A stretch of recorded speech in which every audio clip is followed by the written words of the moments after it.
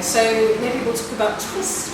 So, what Twist is, the name, is it refers to two things. First of all, the way that we work is a little bit upside down. It's a little bit counterintuitive. So it's this idea of literally being twisted upside down. But also it's this idea of being bound and twisted together with other people, because essentially we are a partnership organisation, and in everything that we do, we're always trying to connect people. So we're always trying to, for example, we're sending primary schools children to work with top executives in a corporate firm, or which can be just as inspiring for both of them and just as out of the ordinary for both of them, or teachers to talk to prison governors about enterprise. So that's Twist. Thank you. Right, what about working with NEETs and working with kids who other people might have given up on? I know schools I worked in were really, you don't want to give up on anybody. Every child matters and all of that, but it's really difficult to bring it into what's the Twist approach to that? Well, Twist works with anybody, but it doesn't really make any difference.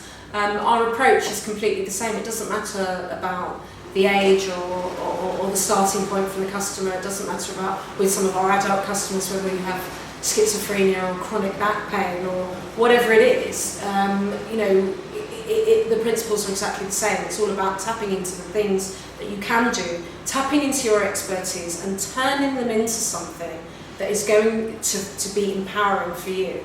I gave you an example before about, for example, a group of young people who started the Working Knowledge Programme, where they were a homeless group of young people. They were living in foyers, and it was finding out what it was that they could do, because there were certainly quite a few things that they felt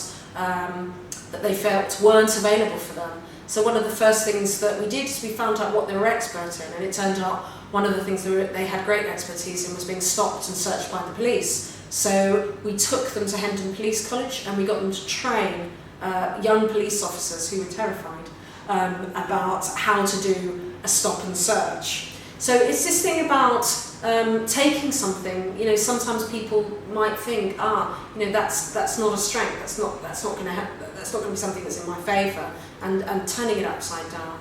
It's this counterintuitive approach. Oh, that's excellent. There's plenty of stuff there, isn't there? Yeah, definitely. What anything you'd like to say about widening participation and any success and impact you've had there? So the widening participation, I was talking quite a lot about that before. We found that often a lot of widening participation work, I don't know, some of this you're not going to want to keep, but if I could talk honestly, then you could chip out the bits that are... We don't have to use everything, but, no, but I don't want to keep running back. No, if you understand. Let me be frank about it, but don't necessarily put all of this in. Okay. But I think honestly, what the trouble is, I think that a lot of schools and universities, even dare I say, have got the whole idea of widening participation a little bit wrong.